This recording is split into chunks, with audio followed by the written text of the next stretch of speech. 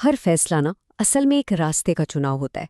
चलें एक ऐसी ही कहानी देखते हैं जहां बस एक गलत इंतखाब ने सब कुछ बदल के रख दिया। आपने सुना होगा ना, कहते हैं कि एक साथ दो खरगोशों का पीछा करो तो हाथ कुछ नहीं आता। बिल्कुल, ये कहानी ना बिल्कुल इसी कहावत की एक जिंदा मिसाल है। और ये उस उलझन को दिखाती है जिसका सामना कहीं ना कहीं हम सब अपनी जिंदगी में करते हैं। तो कहानी के पहले हिस्से में हम मिलेंगे एक बाप की हिकमत से और उसी के बेटे के लालच से। और यहीं पर वो नसीहत दी जाती है जो इस पूरी कहानी की बुनियाद बनेगी। तो यहाँ दो किरदार हैं जो बिल्कुल दो अलग अलग दुनियाओं से हैं।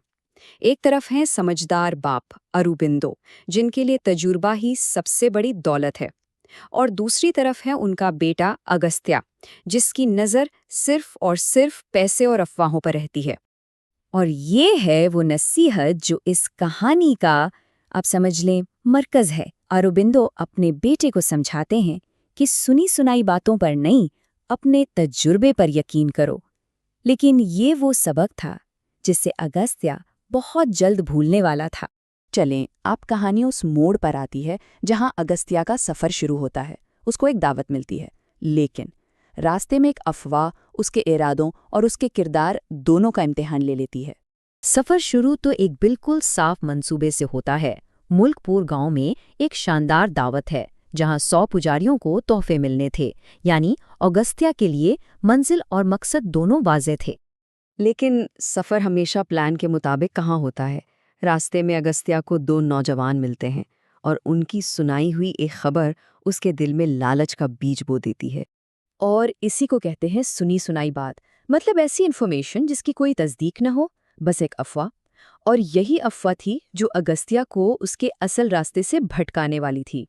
तो ये वो झांसा था जो अगस्त्या तो दिया गया।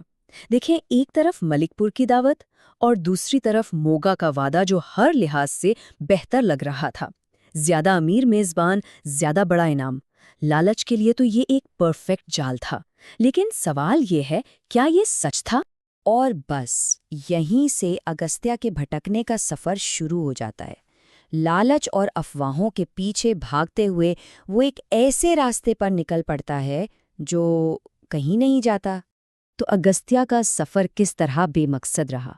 पहले वो मशरिक की तरफ गया, फिर अफवाह सुनकर मगरिब की तरफ, और फिर गलती का एहसास होने पर वापस मशरिक की तरफ भागा।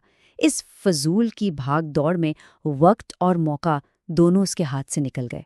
रास्ते में उसे एक बुजुर्ग शख्स मिलता है जो वही सवाल करता है जो उसके बाप ने सिखाया था। भाई, तुमने बिना सोचे समझे इस बात पर यकीन कैसे कर लिया? और शायद ये वो लम्हा था जहां उसे अपनी गलती का एहसास होना शुरू हुआ। हर गलत फैसले का एक नतीजा तो होता ही है।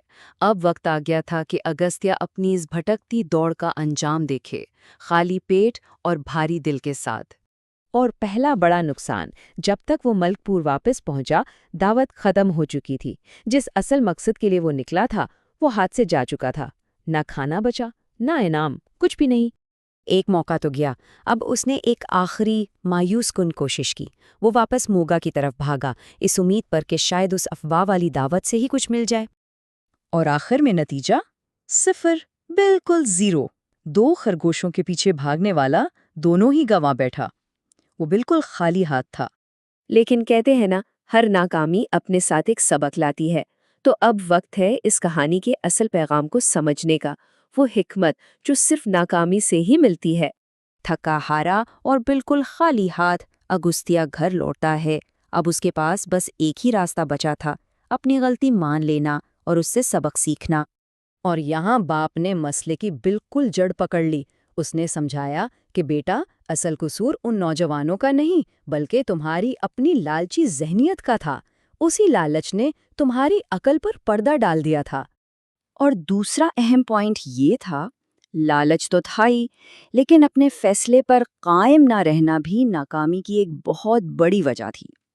अगर वो अपने असल प्लान पर डटा रहता, तो शायद नतीजा कुछ और होता। तो इस पूरी कहानी का असल सबक क्या है? चले देखते हैं। पहली बात, लालच अक्ल को अंधा कर देता है। दूसरी, सुनी सुनाई बातों पर भरोसा करना खतरनाक हो सकता है। और तीसरी, अपने प्लान पर कायम ना रहना, ये तो नाकामी की गारंटी है। सही है, अगस्त्या ने दावत और तोहफे तो गंवा दिए, लेकिन उसे वो इनाम मिला जो शायद उन सबसे कीमती था, एक सबक। और आखिर में ये सवाल सोचने के लिए छोड़ जाते हैं, कितनी बार ऐसा होता है कि बेहतर की तलाश में हम वो भी खो देते हैं जो हमारे पास होता है। ये कहानी याद दिलाती है कि कभी-कभी बस एक मकसद पर कायम रहना ही सबसे बड़ी कामयाबी होती है।